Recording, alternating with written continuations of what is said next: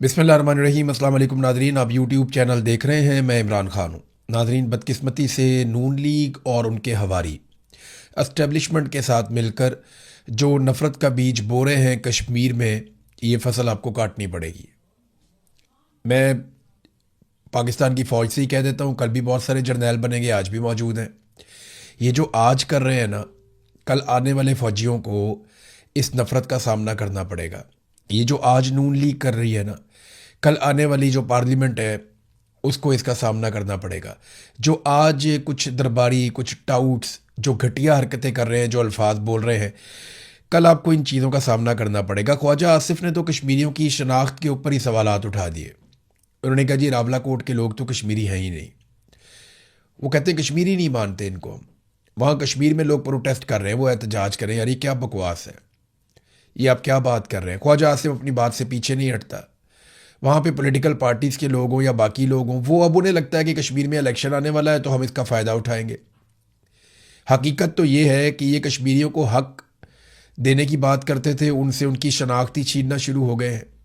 और किस किस्म के घटिया इल्ज़ामात नून लीग और उनके हवारी और जो इस वक्त पाकिस्तान की मिलिट्री एस्टेब्लिशमेंट और उनके लोग हैं वो लगा रहे हैं कश्मीरियों पर, और ख़ास तौर पे ओवरसीज़ कश्मीरियों पर। ज़रा ये इल्ज़ामात की नौइयत आप सुने। ये अबसार आलम है, नवाज शरीफ का ख़ास आदमी है, मरीम नवाज़ का खिदमत गुजार है।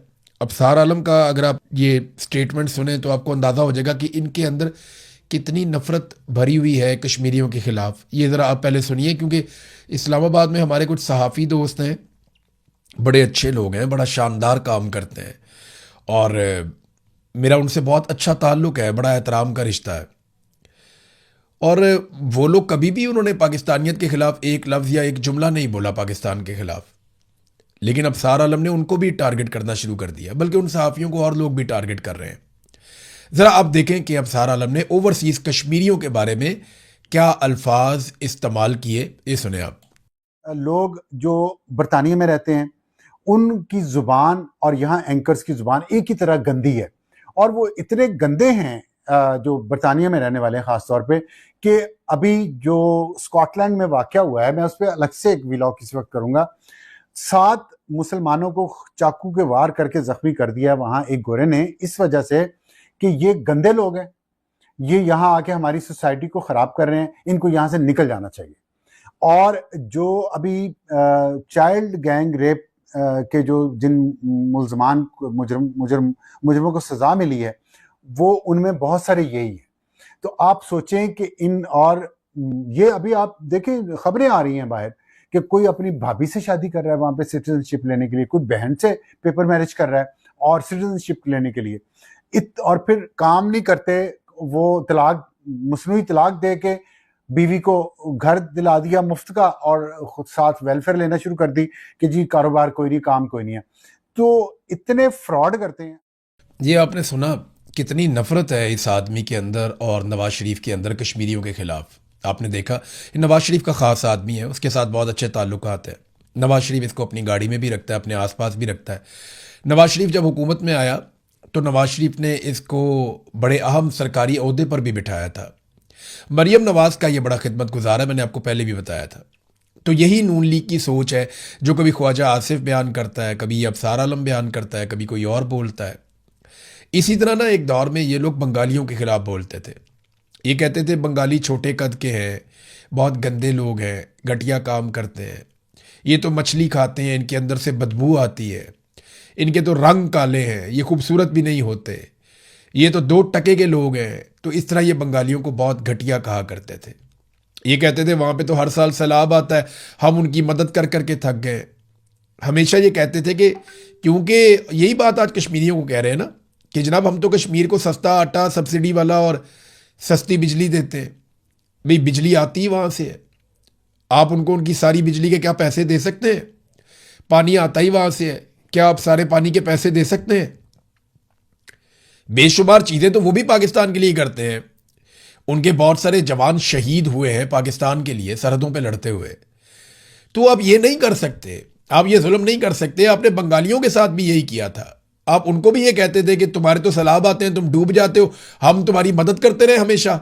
वो बांग्लादेश कहाँ से कहाँ पहुँच गया, आज उसकी इकॉनमी पाकिस्तान से बड़ी है। आज उसके लोग हमारे से ज़्यादा खुशहाल हैं, पूरी दुनिया में उनकी हमसे ज़्यादा इज्जत है और आलमी सतह के ऊपर वो ज़बरदस्त तरीके से मिलकर काम करते हैं। और इधर हम कहाँ रह गए? हमारे मुल्क में कोई सरमायाकारी करने के लिए तैयार नहीं, इसी नफरत की वजह से। अब ये नफरत कश्मीरियों के खिलाफ फैलाई जा रही है और इस किस्म के टाउट्स उनको इस्तेमाल किया जा रहा है कश्मीरियों के खिलाफ नफरत फैलाने के लिए। मौलाना फजलुर रहमान साहब ने जो ऑफर दी, अब वो ये कहते हैं कि मैंने अवामी एक्शन कमेटी के खत का वीडियो में जवाब दिया है, मैंने हुकूमत को भी आगाह किया है। मैं अवामी एक्शन कमेटी के इस इकदाम का खैर मकदम करता हूं कि उन्होंने मुजफ्फराबाद की जो कॉल थी उनकी एहतजाज की, वो मार्च उन्होंने मौखर कर दिया। रियासत की तरफ से तकरीरों की बुनियाद पर एक्शन लिया जाना कैसे दुरुस्त रद्द अमल है? यानी वो तकरीर कर रहे हैं, आप जाकर उनको मारना शुरू कर देते हैं, गोलियां आप उनके ऊपर अटैक कर देते हैं। कल तक हम मकबूजा कश्मीर में इंसानी हकूक की बातें करते थे, आज हम क्या कर रहे हैं? ख्वाजा आसिफ ने जो बातें की हैं वो रद्द अमल बतौर वजीर दिफा नहीं करनी चाहिए थी। आपने लड़ाई ख्वाजा आसिफ और सुलह इसहाक डार के हवाले कर रखी है। आलमी अमन से हुकूमत नेकनामी कमा रही है तो पाकिस्तान नेकनामी गंवा रही है पाकिस्तान के अंदर। यानी जो बाहर आपको थोड़ी बहुत इज्जत मिल रही है पाकिस्तान के अंदर, आप उसका बेड़ा गर्क करते चले जा रहे हैं। पाकिस्तानी तो खुश है ही नहीं वैसे भी। ख्वाजा आसिफ जैसे बयानात इश्तियाल को बढ़ाएंगे, अपोजिशन को मजबूर ना करें। हमने 4 सद्दा में एहतजाज किया, फिर उन्होंने कहा जी हम फौज, एस्टेब्लिशमेंट और तमाम इदारों का एहतराम करते हैं। ये जुमला बहुत ज़रूरी है हमेशा बोलना। पाकिस्तान में अब जब भी कभी कोई सियासतदान तकरीर करेगा उसको ये कहना पड़ेगा कि हम फौज और इदारों का एहतराम करते हैं। ये बिल्कुल एक तरह की ब्लास्फेमी है। जैसे जब भी कोई मौलवी या कोई बंदा बात करता है, सबसे पहले वो यकीन दिलाता है कि उसका ख़त्म नबूवत पे ईमान है, ताकि ये ना हो जाए कि उसके ऊपर कोई गैर मुस्लिम होने का फतवा लगा के वो उसे कत्ल कर दे। इसी तरह पाकिस्तान में अब हर सियासतदान को अपनी तकरीर में एक मरतबा फौज, एस्टेब्लिशमेंट और इदारों का एहतराम, ये उसको एक मरतबा कम से कम करना पड़ता है। उन्होंने कहा जी अगर फौज सियासत करेगी तो हम भी सियासत में जवाब देंगे, हम गूंगे नहीं हैं और गूंगे शैतान हम नहीं बनेंगे, हम खामोश नहीं रहेंगे, हम बात करेंगे। इदारे टैक्स के पैसे लेकर उसका सियासी इस्तेमाल करेंगे तो फिर इस ईवान में हम जवाब देंगे। शहबाज शरीफ हमें बताए ना कि जब हम कंटेनर पे होते तो क्या वो आर्मी चीफ और फौज का नाम नहीं लेते थे, नवाज शरीफ नहीं लेते थे, महकमा ज़राअत नहीं कहते थे। फिर जनाब अयाज सादिक को भी याद दिलाया गया कि आपने तो कहा था आर्मी चीफ की टांगें कांप रही थी, वो डरा हुआ था, उसने अभिनंदन को छोड़ दिया डर के मारे और इंडियन आदमी को वापस भिजवाया, इनकी टांगें कांप रही थी। तो आज ना ये सारे मुहिब वतन बने हुए और फौज के सक्के बने हुए हैं। कल तक जब इनके खिलाफ फौजी जर्नैल साजिशें कर रहे थे तो ये फौज को बुरा भला कह रहे थे और ये कह रहे थे उनका सियासी किरदार नहीं होना चाहिए। आज ये बबांगे दोहल हर जगह पे खड़े होकर कहते हैं जी फौज का सियासी किरदार बहुत अच्छा है क्योंकि आज हम उनकी गोदी में बैठे हुए हैं। तो ये तो मुनाफकत है जो ये लोग कर रहे हैं और इस मुनाफकत के साथ पाकिस्तान कैसे चलेगा, सवाल ही नहीं पैदा होता। इस तरह मुल्क नहीं चला करते। नाज़रीन, बिलावल ने भी बहती गंगा में हाथ धो लिए, लेकिन असल जो तकरीर की थी वो तो की थी अचकज़ई साहब ने कल, जहां उन्होंने टिकाकर तनकीद की थी और उन्होंने अभी आज अयाज सादिक को वापस जवाब भी दिया है। बिलावल ने भी वही ख्वाजा आसिफ वाली बात की कि ये मुश्किलात पैदा कर रहा है शहबाज शरीफ के लिए और इस किस्म के बयानात कश्मीरियों के बारे में नहीं देने चाहिए। और बयानात देने के बावजूद ये शख्स अभी तक काबीना का हिस्सा है। तो ख्वाजा आसिफ साहब भी अपने बयान पर डट गए जी बिल्कुल ठीक है वो कश्मीरी नहीं, उनकी शनाख्त के ऊपर ही अटैक कर दिया। तो जो ओवरसीज कश्मीरियों का रिएक्शन है ना, इनको सिर्फ पता चल जाए कि वो इनके बारे में क्या सोच रहे हैं तो उनकी तबीयत साफ कर दें। इनको आइडिया ही नहीं है कि इन्होंने नून लीग के साथ कितनी बड़ी ज्यादती की है और कश्मीरियों के दिल में कितनी नफरत बो दी है। इसका नतीजा आप देखेंगे, मिलिट्री एस्टेब्लिशमेंट भी देखेगी और PMLN भी देखेगी। नाज़रीन, अचकज़ई साहब ने जो बार बार गद्दारी के बयान दिए जाते हैं, फतवे जारी किए जाते हैं, उसके ऊपर उन्होंने एक स्टेटमेंट दिया। उन्होंने कहा जी वर्दी की आड़ में अवाम को लूटने और आइन की पामाली से आप बाज आ जाएं, वरना फौज की बची कुची इज्जत भी खाक में मिल जाएगी। बख्शू मामा जैसे मकरू लुटेरों और नौकरियां बेचने वालों का साथ देना बंद करें क्योंकि ये करप्ट लोग आपके जराइम के राज खुद फाश कर रहे हैं। मुल्क को गाय समझना बंद करें, पाकिस्तान को माले गनीमत समझकर इसका दूध धोना छोड़ दें, वरना अवाम का बढ़ता हुआ गुस्सा पार्लियामेंट की बालादस्ती और कौमों के हकूक छीन कर दम लेगा। जर्नैलों से लेकर अशराफिया तक सबके काबुल और दीगर ममालिक में तस्करे यानी वो शनाख्ती कार्ड वगैरह बने हुए हैं। लिहाजा हमारे खिलाफ साजिशें बंद की जाएं वरना सबको बेनकाब कर दिया जाएगा। महमूद खान अचकज़ई ने कहा। वजह यह है कि महमूद खान अचकज़ई को कहते हैं कि आपके अफगानिस्तान के साथ ताल्लुकात, भाई इधर किसी के UAE के साथ ताल्लुकात हैं, किसी के किसी मुल्क के साथ ताल्लुकात हैं, किसी के ट्रंप के साथ ताल्लुकात हैं, किसी के सऊदीया के साथ ताल्लुकात हैं, किसी ने वहाँ का अकामा लिया हुआ है, किसी ने वहाँ पर जजीरा लिया हुआ है, किसी के बच्चे वहाँ सेटल हुए हुए हैं। पाकिस्तान के साथ तो वफादारी दिखाई नहीं देती। बहुत मुश्किल है। तो नाज़रीन, फजलुर रहमान साहब ने, बिलावल ने थोड़ा सा टफ टाइम दिया, लेकिन महमूद अचकज़ई साहब जो है वो गुज़िश्ता 2 दिनों से हुकूमत को काफ़ी टफ टाइम दे रहे हैं और शहबाज शरीफ साहब की जो ऑफर है उसको संजीदा लेने की ज़रूरत है। पाकिस्तान तहरीक इंसाफ को बाकायदा एक प्रेस कॉन्फ्रेंस करनी चाहिए और हर फ्लोर पे खड़े होकर इसके लिए आवाज़ उठानी चाहिए। इम्तियाज़ साहब है पंजाब असम्बली में, उन्होंने मेरे ख्याल में इस पर करारदाद भी जमा करवा दिया है कि क्योंकि वज़ीर आज़म ने ये ऑफ़र की तो हम ये चाहते हैं कि आइए 2018 और 2024 दोनों इंतखाबात का ऑडिट करवा लें और एक गैर जानिबदार और शफाफ इंक्वायरी करवाई जाए कमीशन बना के, ताकि पता चले कि 2024 में किस तरीके से पाकिस्तानियों का मैंडेट लूटा गया और 2018 में क्या हुआ था। नाजरीन, जहां मेरे पास एक खबर है, बड़ी अफसोसनाक खबर है, ये बीबीसी ने इसको छापा खबर को। मैं जब पढ़ रहा था शुरू में तो मुझे बहुत बुरा लगा पढ़ने में, क्योंकि कश्मीर में जो दोस्त हैं उन्होंने भी ये मुझे इंफॉर्मेशन भेजी। मुझे लगा शायद एग्जैजरेट कर रहे हैं, लेकिन अब तो हर तरफ से ये खबरें आ रही हैं। कश्मीर के अंदर जो अद्वियात और खाने पीने का सामान दाखिल हो रहा है ना, उसे पुलिस रास्ते में रोक लेती है। गाड़ी रोककर पुलिस ने कहा खुराक और अद्वियात ज़ाया कर दो। पाकिस्तान के ज़ेर इंतज़ाम कश्मीर में अशिया की किल्लत से लोग बहुत परेशान होते चले जा रहे हैं, ये बीबीसी ने रिपोर्ट किया। नाजरीन, जो दवाइयाँ और खुराक है ये तो गाज़ा में रोकी गई हैं। गजा दुनिया का एक ऐसा खित्ता है जहाँ पे दवाइयाँ और खुराक रोकी जाती हैं, यानी वहाँ अद्वियात नहीं जाने देते, वहाँ पे खुराक नहीं जाने देते ताकि लोग भूखे मरे, उस इलाके को छोड़ दें, नस्ल कुशी हो जाए। उनको अद्वियात नहीं देते ताकि वो बीमार होकर मर जाएं। ये गजा में किया जाता है। फिर इमदादी सामान लेकर लोग कश्तियों के जरिए भी जाने की कोशिश करते हैं। अक़वाम मुत्तहिदा और दीगर इदारे भी कोशिश करते हैं, लेकिन इसराइल बड़ा जुल्म करता है। वहाँ पे गजा के अंदर वो अद्वियात और खुराक नहीं जाने देता, बल्कि पीने के पानी के भी बड़े सीरियस मसाइल वहाँ पे पैदा कर दिए गए। आज कश्मीर में हमने वो देखा और हमने बीबीसी की इस खबर को पढ़ा। आज से चंद महीने पहले तक हम ये कभी सोच भी नहीं सकते थे, हम इस बात का तसव्वुर भी नहीं कर सकते थे कि कभी आज़ाद कश्मीर में जाने वाली खुराक और अद्वियात सड़क के ऊपर पुलिस जो पाकिस्तान से गई हुई है वो ज़ाया करवा देगी कि जनाब आपने आज़ाद कश्मीर में खुराक दाखिल नहीं करनी, खाने पीने की चीज़ें नहीं लेकर आनी, और जनाब आपने आज़ाद कश्मीर में मरीज़ों के लिए, कमज़ोरों के लिए, बीमारों के लिए अद्वियात नहीं लेकर आनी। ये एक इंसानी बहरान पैदा कर रहे हैं और ये बड़े खौफनाक जराइम है। इन जराइम का जवाब तो किसी को देना पड़ेगा। तो जितनी पॉलिटिकल पार्टीज हैं वो होश के नाखून लें। कल फजलुर रहमान साहब ने भी यही बात बताई थी, अचकज़ई साहब ने भी यही बात बताई थी, बाकी लोग भी ये कह रहे हैं कि पुलिस और लॉ इन्फोर्समेंट या फोर्सेस के लोग वो दवाइयों को और खुराक को नहीं जाने दे रहे आज़ाद कश्मीर में, जो इंतहाई अफसोसनाक चीज़ है। और ये नफरत जो आप बढ़ाते जा रहे हैं, आपको क्या लगता है जिस घर का आदमी मर जाएगा या बीमार हो जाएगा या तकलीफ उठाएगा, वो पूरा कुंभा कल आपसे प्यार करेगा? वो इसी शिकवे के साथ आगे बढ़ेंगे और आपके पास अजाला करने के लिए कुछ भी नहीं होगा। आप पाकिस्तानियों का अभी तक अजाला नहीं कर पाए जो पाकिस्तानियों की आपने हालत कर दी है। नाज़रीन, बलूचिस्तान की जो बलोच यकजहती कमेटी है उन्होंने कॉल दी एहतजाज की। मारंग बलोच की उम्र कैद के खिलाफ अब दुनिया भर में आवाज़ें उठना शुरू हो गई हैं। जो ह्यूमन राइट्स एक्टिविस्ट हैं वो दुनिया भर में आवाज़ें उठा रहे हैं। आलमी तंजीमों के लोग मारंग बलोच के हक़ में आवाज़ उठा रहे हैं। मारंग बलोच के हक़ में आलमी मीडिया लिखना शुरू हो गया है। ये एक बैनुल-अक़वामी खबर बन गई है कि एक ऐसी निहत्ती लड़की जो अपने लोगों के लिए इंसाफ मांगती है, जो जबरी गुमशुदगियों के खिलाफ आवाज़ उठाती है, जो मसख़शुदा लाशों के खिलाफ आवाज़ उठाती है, एक ऐसी लड़की जो ये कहती है कि आइन और कानून के मुताबिक उस सूबे को और उस मुल्क को डील किया जाए, एक ऐसी लड़की जो अपने नौजवानों के लिए, अपने बच्चों के लिए तालीम और रोज़गार का हक़ मांगती है, उस लड़की को सिर्फ अपने हकूक मांगने पर पकड़ा गया और पकड़ने के बाद उस पर एक जाली मुकदमा डाला गया और जाली मुकदमे में उसको उम्र कैद की सज़ा सुना दी गई।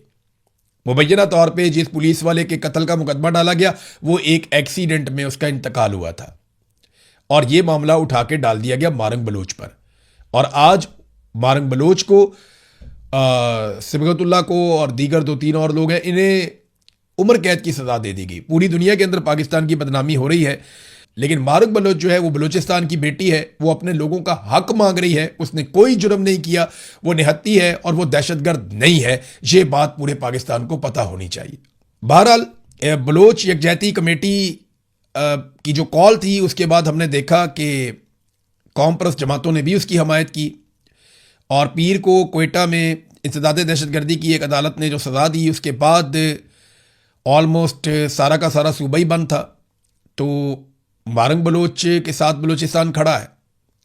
अब जो मारंग बलोच को सजा दिलवाने वाले हैं वो ज़रा सोचें कि क्या बलूचिस्तान उनके साथ खड़ा है। वो तो बेचारे खुद भी अपने पाँव पे खड़े नहीं हो पा रहे और बलूचिस्तान में किसी भी इलाके में कहीं पे भी वो लंबी चौड़ी सिक्योरिटी के बगैर ट्रैवल भी नहीं कर सकते, जा भी नहीं सकते, शाम को तो निकलते ही नहीं है बाहर। ये उनके हालात हो चुके हैं। नाजरीन, पीआईए के हवाले से जो धोखा पाकिस्तानियों को दिया जाना था वो धोखा अब बिल्कुल तैयार हो गया है। मैंने आपको पहले बताया था कि अब आपने नाम से धोखा नहीं खाना। पीआईए नाम का पाकिस्तान एयरलाइन है, ये नाम का धोखा आपने नहीं खाना। ये एक प्राइवेट इदारा है, प्राइवेट लोग जो हैं वो इसके मालिकान हैं। इसके साथ वही सलूक होना चाहिए जो बाकी एयरलाइंस के साथ हो रहा है। इसके ऊपर वही कानून लागू होने चाहिए जो बाकी एयरलाइंस के ऊपर लागू हो रहे हैं। एक तो आपने ओने पोने इतनी बड़ी रिप्यूट के साथ इतनी बड़ी एयरलाइन आपने बेच दी फौजी फाउंडेशन को और दीगर इदारों को, और कुछ लोग हैं प्राइवेट, उनको आपने, बहुत अमीर अमीर ताकतवर लोग हैं, एस्टेब्लिशमेंट के चहीते हैं, आपने उनको ये पीआईए दे दी और तोहफे में दे दी। अब उन्हें टैक्स की छूट दे रहे हैं 15 साल के लिए। आप मुझे बताएं ना, लोग मुकाबला कर दूसरी एयरलाइंस, ये प्राइवेट एयरलाइन जो है पीआईए, इसका मुकाबला कैसे करेंगी? इसको पाकिस्तान एयरलाइन के बजाय अब प्राइवेट एयरलाइन कहा करें आप पीआईए को। तो ये जो प्राइवेट एयरलाइन है इसका मुकाबला जो दूसरी एयरलाइंस हैं, मिसाल के तौर पे सियाल वाले हैं, मिसाल के तौर पे शाहीन वाले हैं, मिसाल के तौर पे एयर ब्लू वाले हैं, या और एयरलाइंस हैं पाकिस्तान में, वो इस प्राइवेट एयरलाइन का मुकाबला कैसे करेगी? इनको 15 साल की आप टैक्स की छूट दे रहे हैं। आईएमएफ को भी आपने मना लिया। ये कामरान खान ने खबर भी दी हुई है कि पीआईए निजकारी के बाद तैयारों की खरीदारी, लीज और स्पेयर पार्ट्स पर हुकूमत ने 15 साल के लिए सेल टैक्स और कस्टम ड्यूटी से छूट दे दी थी। आईएमएफ भी मंजूरी दे चुका है। अब इसे फाइनेंस बिल 2026-27 में कानूनी तहफ्फुज भी मिल गया है। यह कामरान खान ने खबर दी। मुझे बताएं कि क्या बाकी एयरलाइन वो पाकिस्तान में टैक्स नहीं देती? क्या बाकी एयरलाइंस पाकिस्तान में काम नहीं करती? तो ये जो प्राइवेट एयरलाइन है पीआईए, इसको आप इतनी बड़ी छूट दे रहे हैं तो बाकियों का क्या जुर्म है? वो इसका मुकाबला कैसे करेंगे? यानी एस्टेब्लिशमेंट जिस कारोबार में भी आएगी, जिस कारोबार में ये हाथ डालेंगे, उसको ना सिर्फ टैक्स की छूट मिल जाएगी बल्कि उसमें उसको इतनी सहूलत मिल जाएगी कि कोई और उसका मुकाबला ही ना कर सके। जब तक ये गवर्नमेंट के पास थी तब तक इन्होंने इसको बर्बाद किया, और जैसे ही इसको उठाकर मिलिट्री एस्टेब्लिशमेंट को दिया गया, अब हर तरह की सहूलत दे रहे हैं कि जनाब इसको तरक्की देनी है, इसको ऊपर उठाना है। यह है नाजरीन पाकिस्तान का तरीकाकार। नाजरीन, इमरान खान साहब की जो सजा थी, जो उन्हें सुनाई गई अलकादर केस के अंदर, इस पर एक बड़ी खबर आई है, और खबर यह है कि 29 जून को समाअत के लिए इमरान खान साहब का केस लगा दिया गया। अब यह अपील है कि सजा कलअदम करार दी जाए। बड़ा लंबा अरसा लगा, वकालतनामे पे दस्तखत ही नहीं होते थे, अदालत केस सुनती नहीं थी। कितना लंबा टाइम लग गया इस अपील के लिए, और बिलाखिर 29 जून के लिए यह अपील लगी है। ऐसा नहीं है कि इमरान खान बाहर आ जाएंगे, लेकिन निज़ाम कम से कम एक्सपोज हो रहा है, और आफरीन है पाकिस्तान तहरीक इंसाफ पे, इमरान खान साहब पे, कि इतने लंबे केसेस वो लड़ते चले जा रहे हैं, लड़ते चले जा रहे हैं, और वो मुकाबला कर रहे हैं। बड़ी अच्छी बात है, मुकाबला करें, रोज़ाना की बुनियाद पे एक्सपोज करें। और मेरे ख्याल में जो ये हमारे जज साहिबान है ना, इनके बच्चे, इनकी बेगमात, इनके फैमिली मेंबर, वो इनको वक्तन फवक्तन गैरत भी दिलाया करें, इनको गैरत के टीके लगाया करें, इनको पाकिस्तान का झंडा दिखाया करें, इन्हें कौमी तराना सुनाया करें, इन्हें कुरान पाक की तलावत सुनाया करें, इन्हें कुरान पाक का तर्जुमा पढ़ के सुनाया करें, इन्हें बताया करें कि तुमने मरना है और मर के जाके अल्लाह रब्बुल इज़्ज़त को जवाब देना, तो इंसाफ भी करो। हो सकता है किसी एक आधे जज की गैरत जाग जाए या उसका ईमान जो है वो ताज़ा हो जाए। और ये मेरी गुजारिश तमाम जजेस की फैमिलीज़ के साथ, क्योंकि जजेस के ऊपर बहुत दबाव है एस्टेब्लिशमेंट का, जर्नैल उन्हें कंट्रोल कर रहे हैं एजेंसियों के जरिए से।